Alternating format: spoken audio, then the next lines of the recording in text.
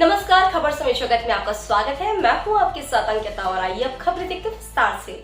भोपाल लोक भारती की 2 दिवसीय कार्य योजना बैठक राजधानी के विधायक विश्राम गृह खंड 2 सभागार में संपन्न हुई। समापन सत्र का शुभारंभ पूर्व राज्यसभा सांसद रघुनंदन शर्मा, पूर्व सांसद प्रभात झा, पूर्व सांसद आलोक संजय, विनय सागर महाराज, हम फाउंडेशन के अध्यक्ष निशिकांत चौधरी ने किया। इस मौके पर पूर्व राज्यसभा सांसद रघुनंदन शर्मा ने कहा कि लोक भारती के माध्यम से जो लोग लोक मंगल का काम कर रहे हैं वह गीता का कर्म योग है और उस गीता के कर्म योग से ही हम जाने वाले हैं मुक्ति की ओर। उन्होंने कहा कि कर्म ही धर्म है और धर्म ही कर्म है। लोक भारती का जी मिशन ही वह बहुत अच्छा है और इसमें मेरी जो भी उपयोगिता होगी इसके लिए मैं हमेशा तत्पर रहूंगा। वहीं पूर्व सांसद प्रभात झा ने कहा कि लोक भारती का जो मिशन वह सुनकर अच्छा लगा। जिस और समाज का ध्यान नहीं है उस और समाज का ध्यान दिलाना यह लोक भारती का मिशन है। मंगल परिवार का मिशन है। लोक भारती नागरिक बोध का जागरण कर रहा है और जिस दिन देश का नागरिक बोध जग जाएगा उस दिन दीवारों पर यह लिखना बंद हो जाएगा कि यह कचरा मत डालो, दाएं चले बाएं चले। वहीं विनय सागर महाराज ने कहा कि लोक भारती जिस विषय को लेकर काम कर रही है जिसके प्रति लोगों को जागरूक होने की आवश्यकता है। विनय सागर जी ने गौ सेवा और उसकी रक्षा ले लिए लोगों को प्रेरित किया। पूर्व सांसद आलोक संजय ने कहा कि संस्कृति, प्रकृति, पर्यावरण, जल संरक्षण, भूमि संरक्षण इन सब के लिए लोक भारती काम कर रही है।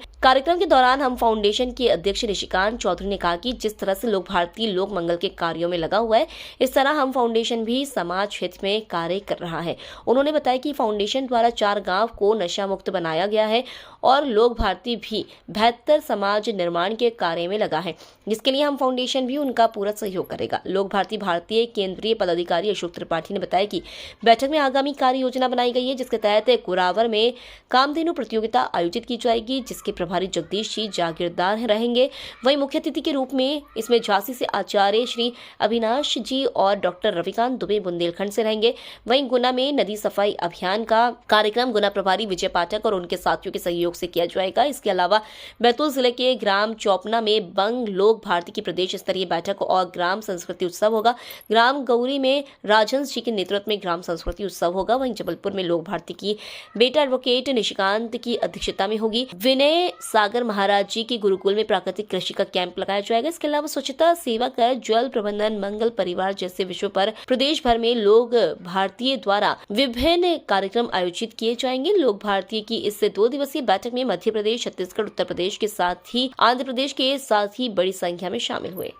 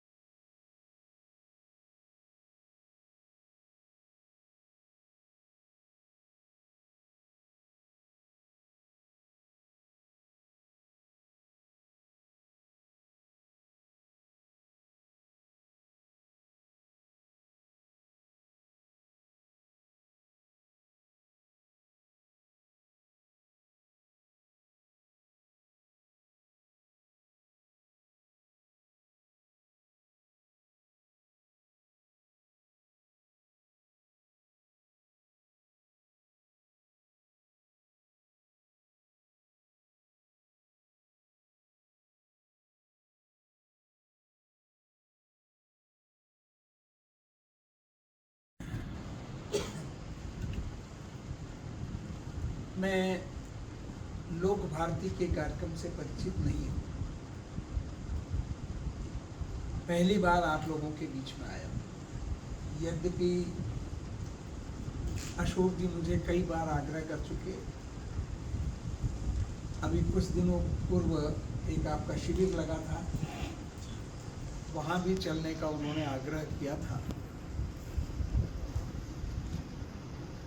लेकिन मैं उसमें नहीं जा सका। पुनः आग्रह था। हम देखिए, सीधी सीधी बात, मैं राष्ट्रीय स्वयंसेवक संघ का स्वयंसेवक और एक स्वयंसेवक के नाते राष्ट्र कार्य में जो जो काम उचित हो सकते हैं उसको करने के लिए हमको तत्पर रहना चाहिए और उसी दिशा में हम लगे रहते हैं। संघ ने हमको प्रेरणा दी है कि परम वैभवम नेतुमेतत् स्वराष्ट्रम, अपने राष्ट्र को परम वैभव पर ले जाना और परम वैभव पर ले जाने के लिए जिस जिस व्यक्ति की जो भूमिका हो सकती है जीवन में वो करने में उसको जुट जाना चाहिए।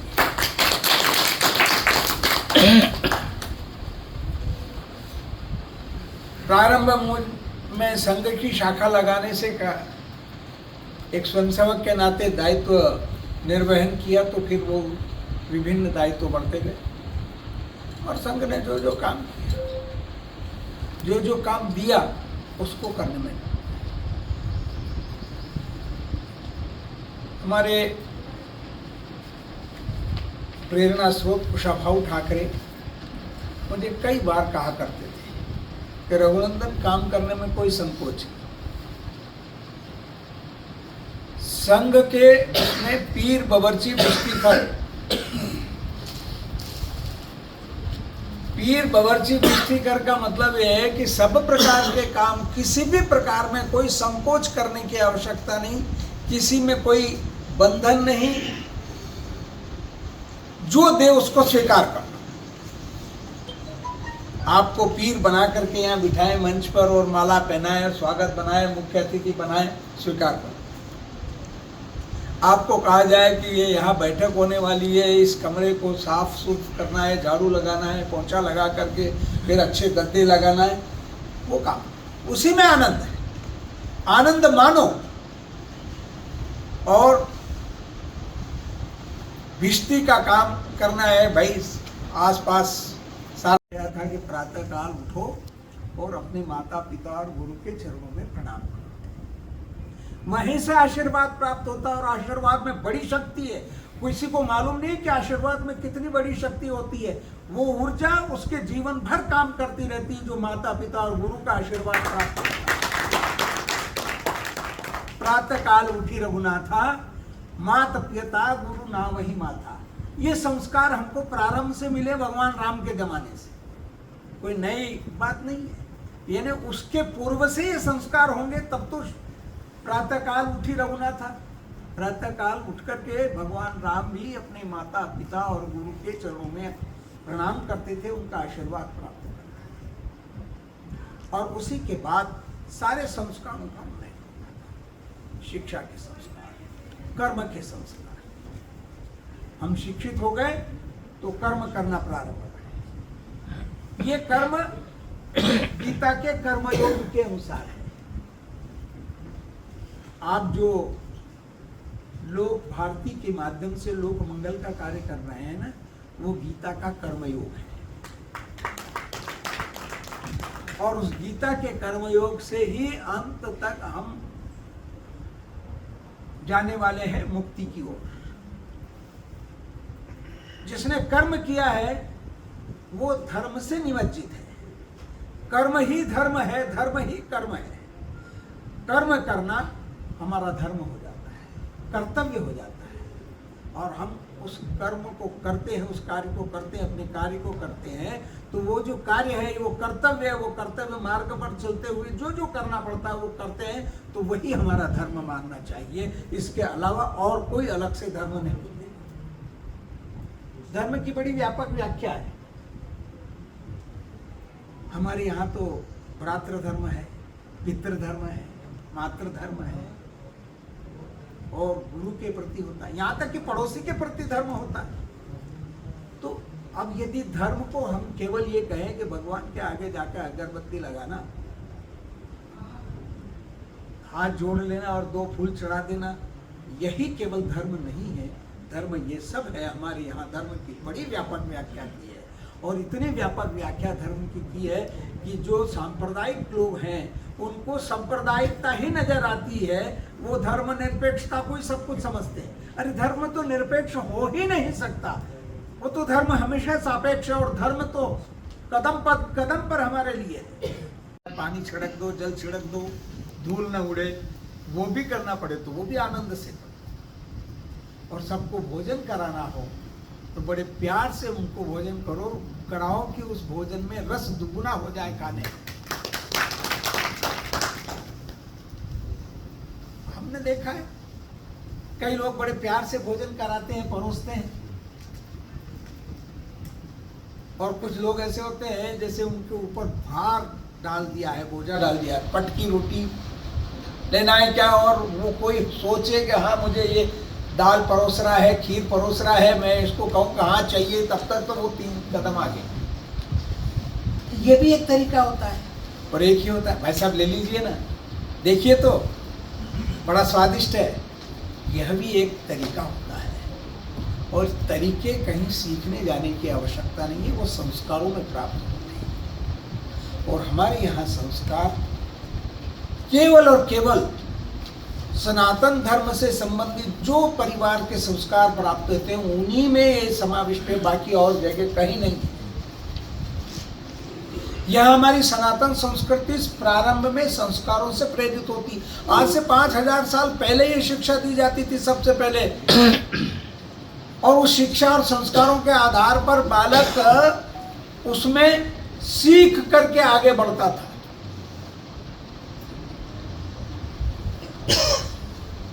हमको मालूम है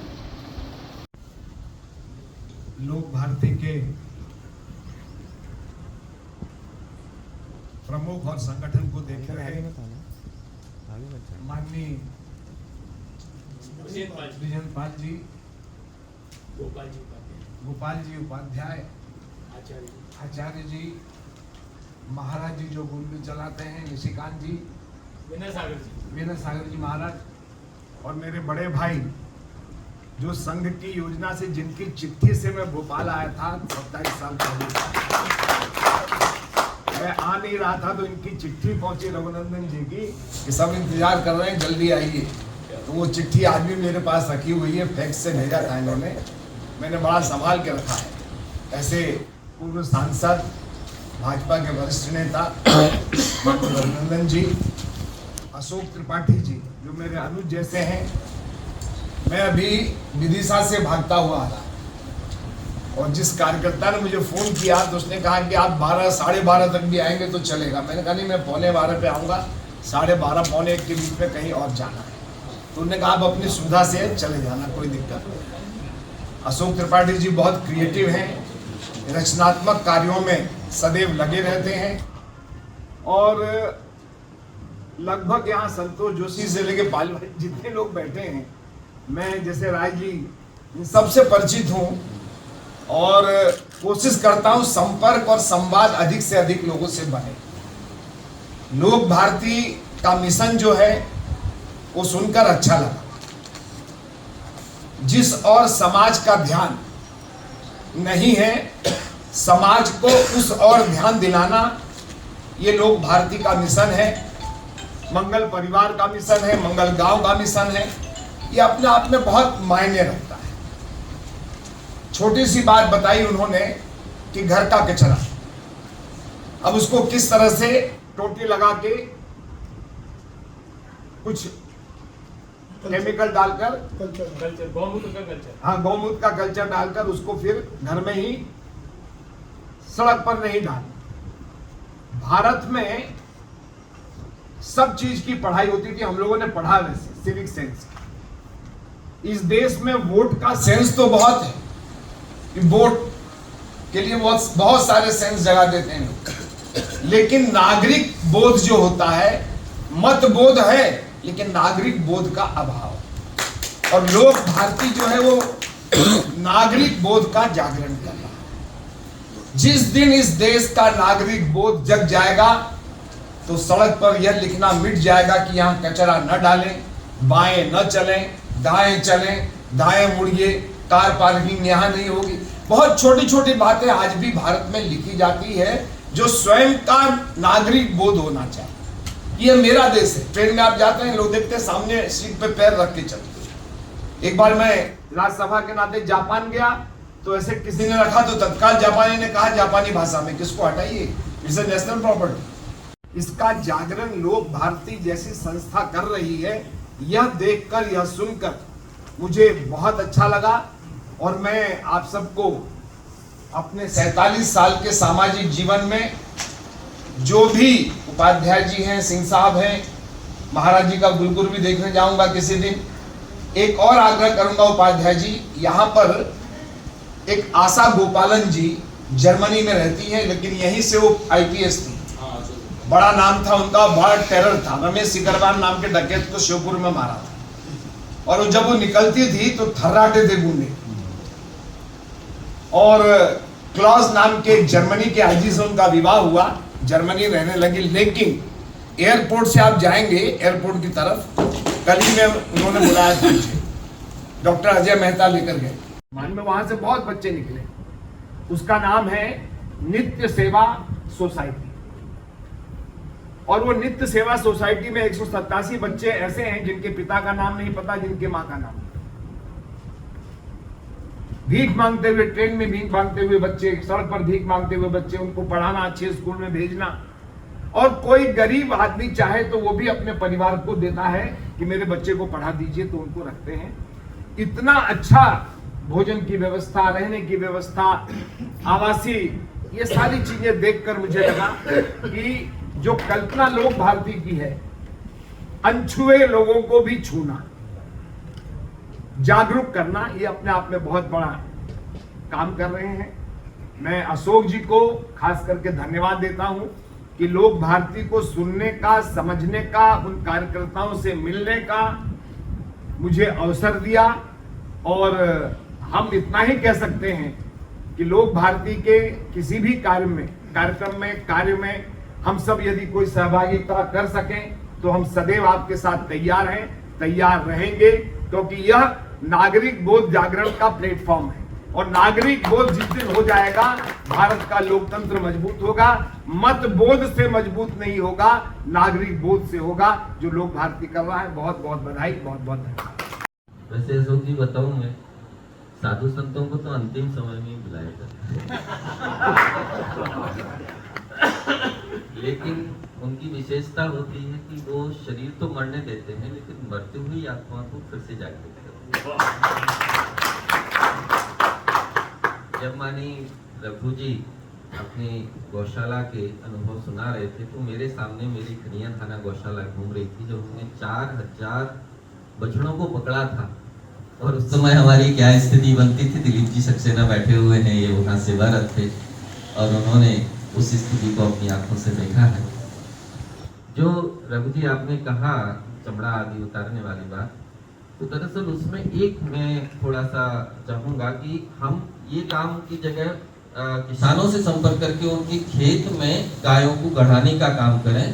एक गाय 1 एकड़ जमीन को उर्वरक बना देती है 120 दिन के अंदर, यदि 5 किलो नमक के 5 बोरी नमक के साथ में उनको गढ़ाया। क्योंकि एक हमारे साथ अनुभव आया था, हम लोग भी पहले इस तरह से देने का सोचते थे, तो पता चला कि गौशाला के कर्मचारी ने ही उस गति करने वाले व्यक्ति से ऐसा कुछ कर लिया कि वो ना मरता हो तो भी मर जाए, इस स्थिति में ला करके छोड़ देते थे। तो ये सब जगह अराजकताएं हैं। 2-3 छोटी छोटी बातें कह के अपनी बात समाप्त करना है। बुंदेलखंड की बात भाई साहब कह रहे थे, मैं भी बुंदेलखंड का ही हूँ, और जिस छतरपुर जिले को आपने केंद्र बनाया है, उसी जिले में मेरा जन्म हुआ। और जब आपने ये कहा कि सब लोग बुंदेलखंड को दीनहीन दृष्टि से देखते रहे, तो मैं सोच रहा था कि क्यों देखते थे। जहां मेरा जन्म हुआ वहां से 8 किलोमीटर दूर पर तो हीरे की खदानें निकली हुई हैं, और फिर हम दीनहीन कैसे हो सकते हैं। ज्यादा चिंता नहीं है, यदि एक बार कोई बुंदेलखंड का एकाध ऐसा नरेश पैदा हो जाएगा जिसने पूरी दुनिया को अपना गौरव दिखाया था, तो उसके बाद में बुंदेलखंड पूरी दुनिया को पालने में सक्षम है, इतनी सामर्थ्य रखता है। जिस समय वो 250 एकड़ जमीन के जंगलों को काटने की बात आई और अडानी जी उस जगह आ रहे थे, उस समय हम लोगों ने बहुत प्रयास किए थे। उसमें मैं भी एक कार्यकर्ता के रूप में वहां गया था, जन्मस्थली का भी सवाल था, और उससे ज्यादा बात ये थी, वास्तव में हम सभी लोग समाज के एक प्रमुख अंग हैं, लेकिन समाज की परिभाषा को समझने की आवश्यकता है। और यदि समाज की परिभाषा को समझना है तो हमें अपने पूर्वजों की तरफ देखना पड़ेगा कि तब का भारत कैसा था और आज का भारत कैसा है। और तब के भारत से आज के भारत को यदि मिलान करने का हम प्रयास करेंगे तो हम समाज की परिभाषा को समझ जाएंगे। वास्तव में समाज जो है 3 अक्षरों से मिलकर बना है, स, मा और ज। यदि हम देखें तो सभ्य मानव जगत, तो सभ्य का प्रथम अक्षर है सा, मानव का प्रथम अक्षर है माँ और जगत का प्रथम अक्षर है जा। इनको समुच्चय करते तो समाज बन जाता है। तो सभ्य मानव जगत से हम लोग हैं, लेकिन हम अपनी जो धारणाएं हैं उनको पूर्वजों के साथ जोड़ने का प्रयास करेंगे तो हम लाभान्वित होंगे। मैंने गाय पाली हुई है और आज से नहीं, बचपन से पाली है। मेरे पिताजी का शौक था, तब से गौवंश हमारे यहाँ है। और लेकिन मेरे पास 7 गाय हो गई थी। अब 7 गाय हो गई तो उनका हम शहर में रखें कैसे? उनके भोजन की व्यवस्था, उनके खाने की व्यवस्था, भूसा। तो हमने 5 गाय जो है दान करी। अभी 2 मेरे पास है काली गाय, और 2 जो गाय हैं वो जैसे बच्चों से हम बात करते हैं वो वैसे उससे बात करते हैं, क्योंकि हम निरंतर उनके पास बैठते हैं, चर्चा करते हैं, उनसे बात करते हैं। जब आती हैं देखते ही जाती हैं, दौड़कर आती, नाम बुलाता हूँ तो नाम से दौड़कर आती। तो मैंने अभी 1.5 एकड़ जमीन सब कुछ अपने आप को खत्म करके उन गायों के लिए ली है कि उनको हमको घूमने की व्यवस्था बन जाए, चरने की व्यवस्था बन जाए। और चूंकि वो भगवान का रूप है तो उनको भगवान सदृश हम रखते हैं। तो मुझे लगा कि एक श्रेष्ठ काम भगवान मुझसे करा रहा है। दूसरा, संतोष भाई साहब ने बहुत अच्छी बात बोली कि जो गाय हमारी सड़कों पर घूम रही है, उनकी भोजन की व्यवस्था नहीं इसलिए कचरा खा रही। लेकिन हमारे घर में जो गाय पली है वो जब गोबर करती है तो वो गोबर में से सुगंध आती है। तो बाहर की जो गाय मेरे घर के सामने से निकल जाती है तो गोबर में से बदबू आती है। तो इसलिए गोवंश को संरक्षित करने की बहुत बड़ी आवश्यकता है। एक छोटी सी चीज मैंने पढ़ी थी, मुझे बहुत अच्छी लगी, फिर मैंने उसको इम्प्लीमेंट करा। मेरे बेटे का जब विवाह हुआ तो मैंने उसके फेरे दिन में करवाए, क्योंकि मेरे को पढ़ने में आ गया था कि हमारे सभी देवी देवताओं के विवाह जो होते हैं दिन में हुए हैं, लेकिन हम रात में क्यों करने लगे। जब हमने चिंतन किया तो मालूम पड़ा कि कभी मुगल आए थे और जब हमारे परिवार में विवाह करते थे तो हमारी बहू बेटियों को बारात उठाकर ले जाते थे, तो छुपकर अंधेरे में शादी करने लगे, नहीं कि हमारे घर में झांक सके।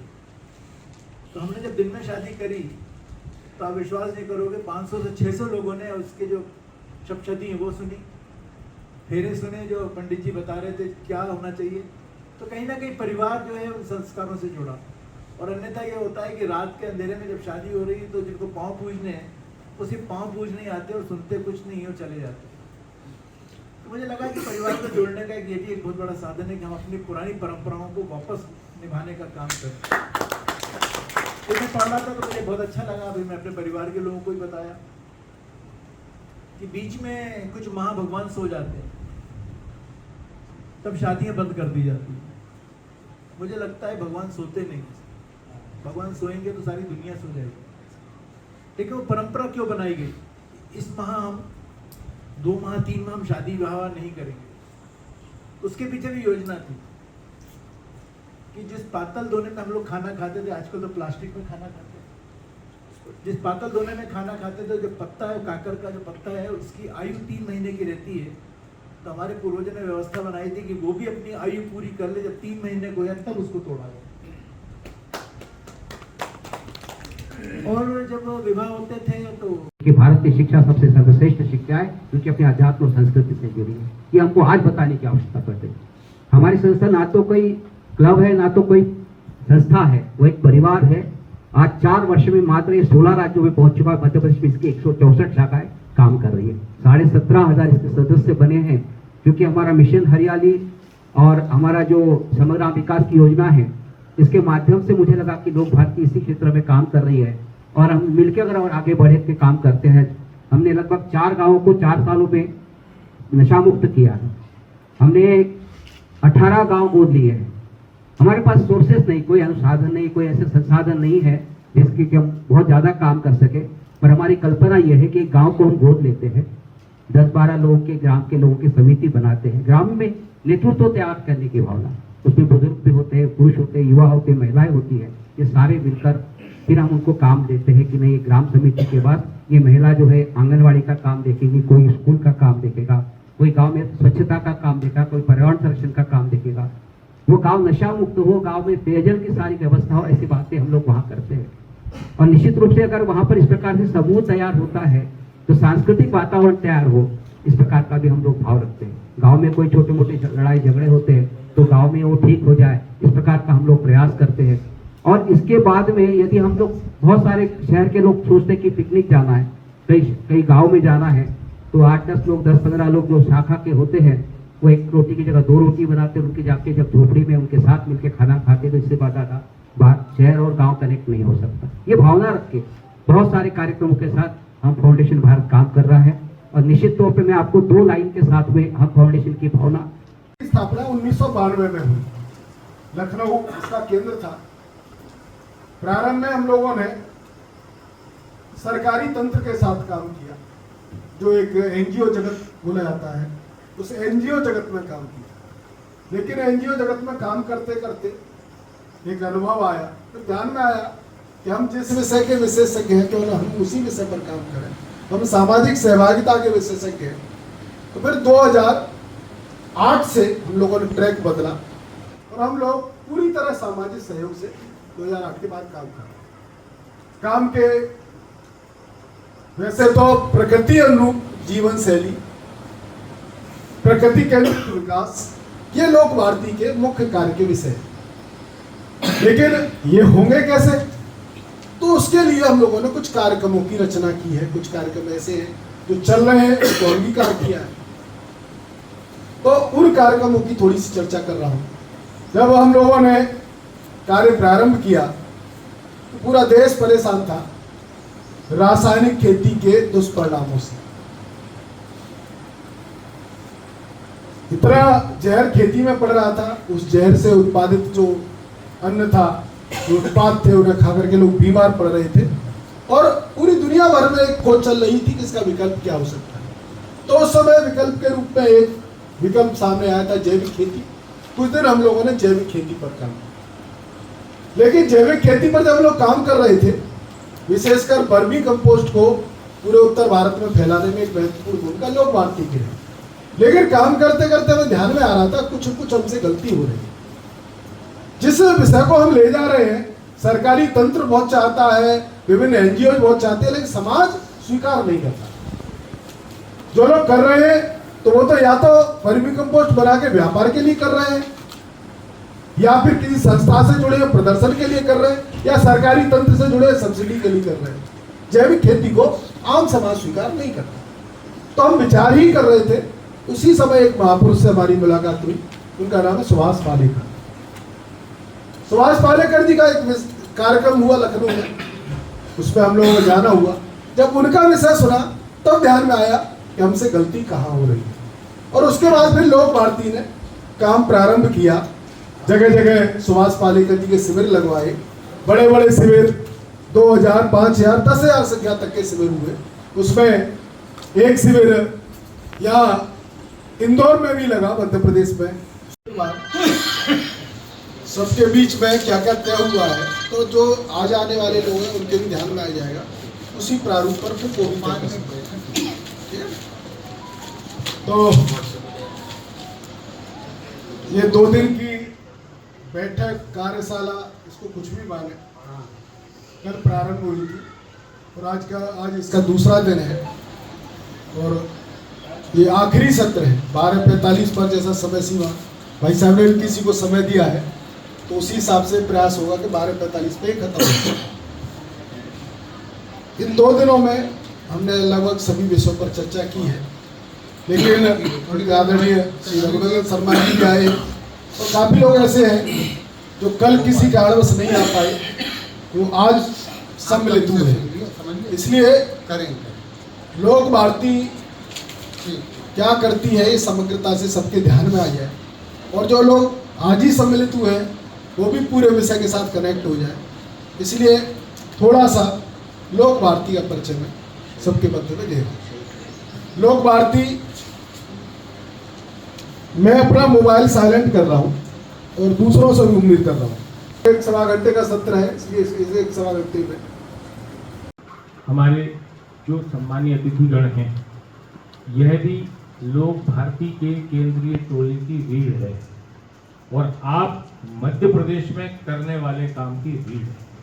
तो बड़े सौभाग्य की बात यह है कि आज हमें रीढ़ में ऐसे व्यक्तित्व सहभागी हुए बगैर मेरी प्रत्यक्ष कोई चर्चा हुए बगैर जो प्रयोग किया गया था कि पत्रक भेजना स्वप्रेरणा से जो आए, तो वास्तव में ये बात सही है कि इससे 10 गुना है, लेकिन उस रीढ़ में भी वो समर्पण होना चाहिए कि बगैर किसी आमंत्रण की अपेक्षा के वो आ जाए। ये कार्यक्रम की उपलब्धि है। तो हम सत्र हमारा प्रारंभ 5 मिनट में सम्मानीय रघुनंदन जी शर्मा जी जो मानस समिति के अध्यक्ष हैं, पूर्व सांसद हैं और वरिष्ठ हैं, वो सुबह उनका स्वयं फोन आया कि मैं पूरे समय सत्र में रहना चाहता हूँ। मुझे खबर समय जगत के लिए संवाददाता आदित्य सराठी की report. For latest news, subscribe to our channel and press the bell icon.